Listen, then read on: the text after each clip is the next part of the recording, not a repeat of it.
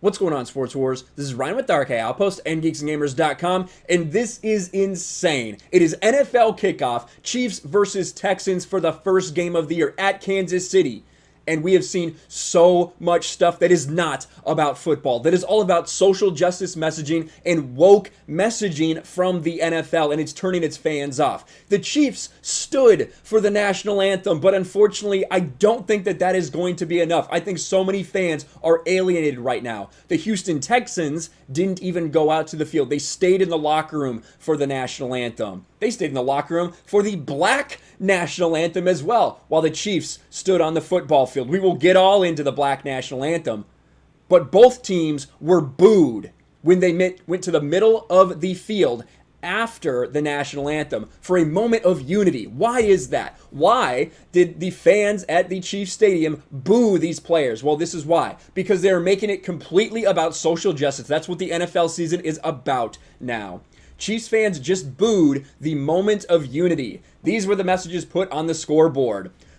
We support equality. We must end racism. We believe in justice for all. We must end police brutality. We choose unconditional love. We believe Black Lives Matter. It takes all of us. Yes, the fans at the Chiefs Stadium, at Arrowhead Stadium, booed when this happened because they know, just like everyone else, that there's been so much propaganda thrown at us throughout the entire lead up to the NFL season. But we do have to give credit to the Kansas City Chiefs for standing during the national anthem, coming out there, showing respect to their flag and standing. But to be quite honest with you, what do you think would have happened? The reason I think this is happening for the NFL, where the NBA decided to kneel, is because the NFL knows they would get booed relentlessly if their players took a knee. Everyone knows that they're not stupid. They realize the optics of that, and they chose to stand for their national anthem with the exception of one player. Again, Alex Okafor. Alex Okafor was the only one to kneel.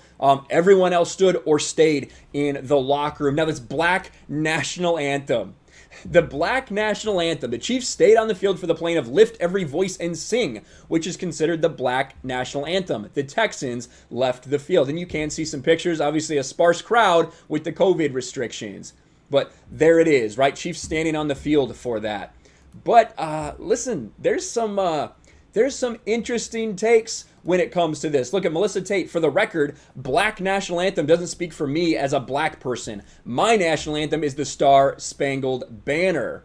Now, we did have the national anthem played, but of course, even that cannot be without controversy because you have the singers of the national anthem wearing a Breonna Taylor and a George Floyd shirt. Say her name, say his name, of course. And of course, the NFL players all have names of victims of police brutality or racial injustice written on the backs of their helmets, right?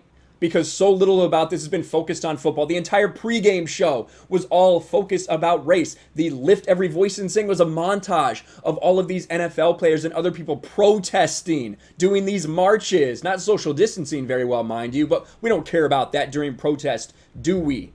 This is extremely controversial. Here you go. One player on the Kansas City Chiefs kneeled during the national anthem, and the Houston Texans refused to take the field. Not a great start to the NFL season.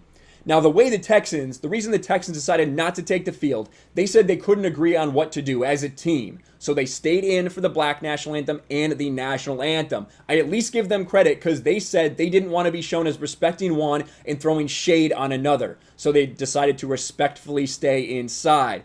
But even though the Chiefs did, for the most part, stand, that's not going to be enough for them. It's simply not going to be enough. You have end racism and social justice messages in the end zone, right? In the end zone, you're going to see it. Just like Black Lives Matters on the court, you have social justice messaging on the field in the NFL. I'm interested to see what the ratings of this are going to be, quite honest, because there's a lot of people who didn't even know this game was happening tonight. That has never happened to me before. I have tons of fantasy football leagues that just never got picked up. There's but there is so little interest in the NFL, not compared to where it usually is.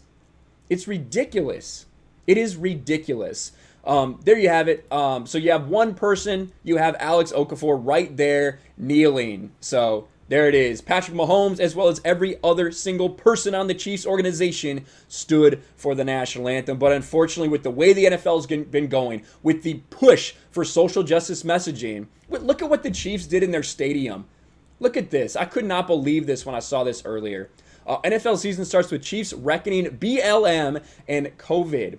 The Chiefs, who file into Arrowhead Stadium Thursday for a masked and socially distanced start, won't be wearing headdresses or war paint amid a nationwide push for racial justice. So yeah, everything that Chiefs fans are used to wearing to go to the field, all the stuff they've paid money for and been to Arrowhead year after year after year, you cannot wear that because now it's offensive. It's offensive to be a Chief now. I just can't wait for the time, since Washington bent the knee, for people to eventually come after Kansas City and ask for them to change the name. You know it's going to happen. That is the next logical step in this crazy woke world that we live in now.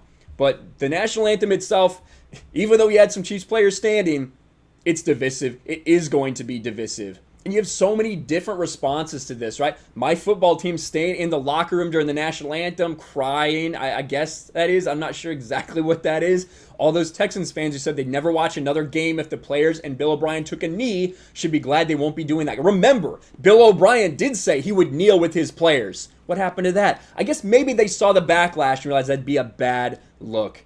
Overall, I was surprised. I was very surprised that everyone didn't sit there and take a knee. But in all honesty, I don't think it's going to be enough for the NFL. I think the damage is done. They have gone too far down the path of wokeness and social justice. It's going to take a lot to bring people back in. You can see the divisiveness just now. Even with them not coming out, it's not enough.